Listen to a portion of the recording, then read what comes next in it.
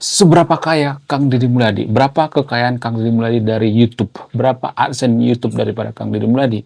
Apakah Kang Deddy Mulyadi itu sudah kaya dari kecil? Bagaimana kronologinya Kang Deddy Mulyadi punya kekayaan miliaran rupiah? Bagaimana caranya Kang Deddy Mulyadi mempertahankan kekayaan? Kenapa dia bisa kaya raya? Jadi kekayaan daripada Kang Deddy Mulyadi itu diperkirakan ya melalui laporan jumlahnya itu sekitar miliaran ya, nggak sampai ratusan miliar, nggak sampai triliunan ya.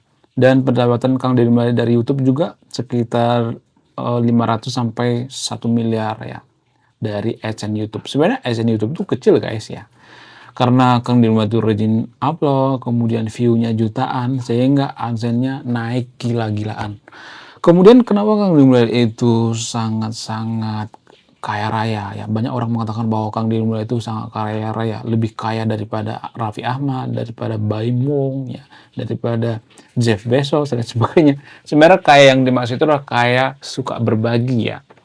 Jadi gini guys, kenapa Kang Deddy Mulyadi itu bisa dikatakan orang yang sangat kaya di dunia, luar biasa. Dan kalaupun Kang Deddy Mulyadi jadi pengusaha ya sekarang ini, kalau misalnya dia pengen menaikkan kekayaannya, bisa aja sebenarnya.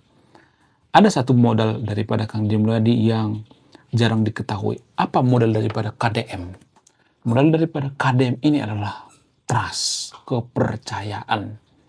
Banyak orang percaya dengan Kang Deddy Mulyadi. Jadi kalau kita jadi pengusaha itu sebenarnya modal paling utama itu adalah trust, kepercayaan. Jadi kalau kita misalnya ini katakanlah jadi pengusaha, kita punya skill, ya kita punya kemampuan dan sebagainya. Tapi kalau kita tidak punya kepercayaan, nggak bakal berhasil. Kepercayaanlah yang paling utama. Baru nomor 2 skill, nomor 3 relasi, ya kemudian selanjutnya attitude dan lain sebagainya. Attitude juga ya itu sangat berpengaruh ya.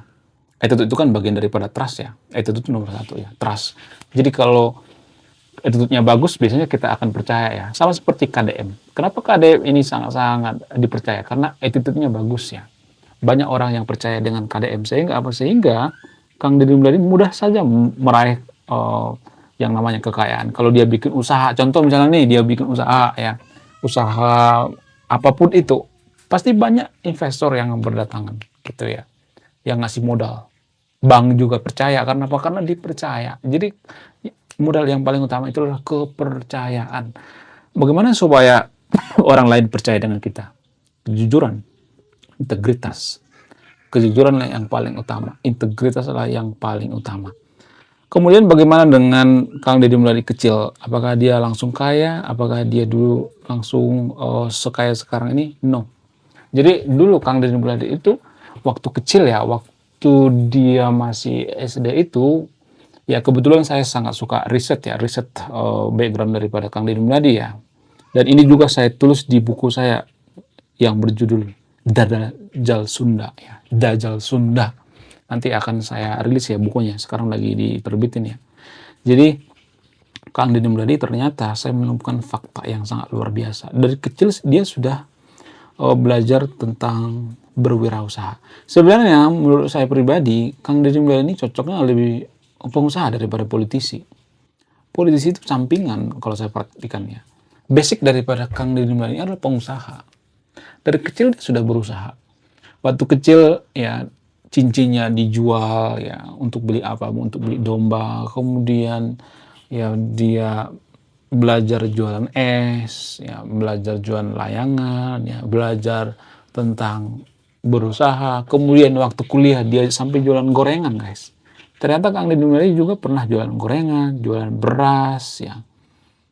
Makanya dia sering sebut dengan Haji Udin Bandar Beas. Karena dia dulu pernah bandar beras. Dia pernah jualan beras. Kemudian dia punya peternakan sapi. Sekarang usahanya banyak peternakan sapi ya dan lain sebagainya ya. Pertanian, tanah dan lain sebagainya ya. Banyak ya. Luas tanah daripada Kang Deddy Mulyadi. Ya. Dia suka bertani sawah dan sebagainya ya, padi dan sebagainya. Jadi intinya ya, Kang Deddy Mulyadi dipercaya. Dari kecil dia sudah belajar tentang berwirausaha ya. Jadi pengusaha itu harus bisa dipercaya. Jangan pernah nipu. Sekali kita nipu maka akan hancur ya reputasi kita.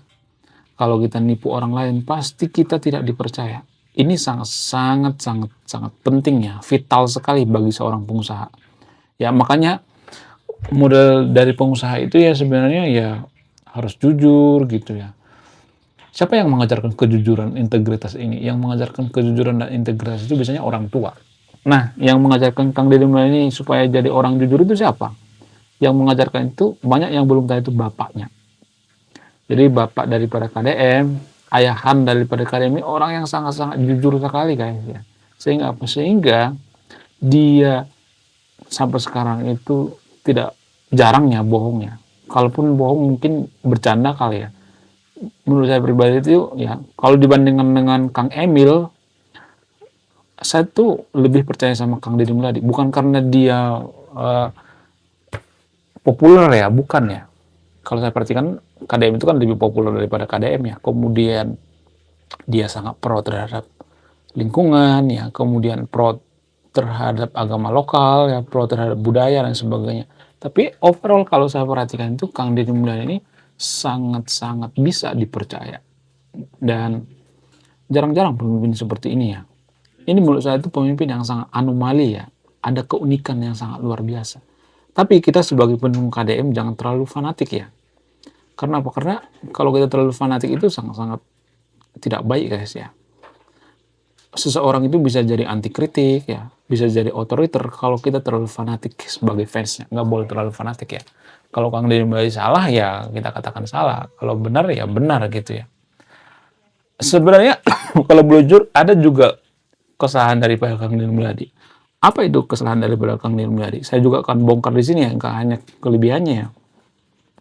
Jadi kesalahan dari Kang Deddy Mulyadi itu dia menjadikan istrinya atau mantan istrinya jadi bupati. Itu kesalahan terbesar daripada Kang Deddy Mulyadi. Kenapa bisa seperti itu? Sebenarnya bukan dia yang menjadikan, ya, itu kan yang dipilih rakyat, tapi kan berdasarkan rekomendasi daripada KDM. Kalau bukan gara-gara KDM, Bu Ane Ratna nggak bakal kepilih ya. Cuman ini kesalahan terbesar daripada KDM tanpa kita sadari. Ini kesalahan terbesar. Ya, makanya saya bikin judul channel ini kesalahan terbesar daripada KDM. Ya, kesalahan terbesarnya itu karena dia memilih istrinya jadi bupati.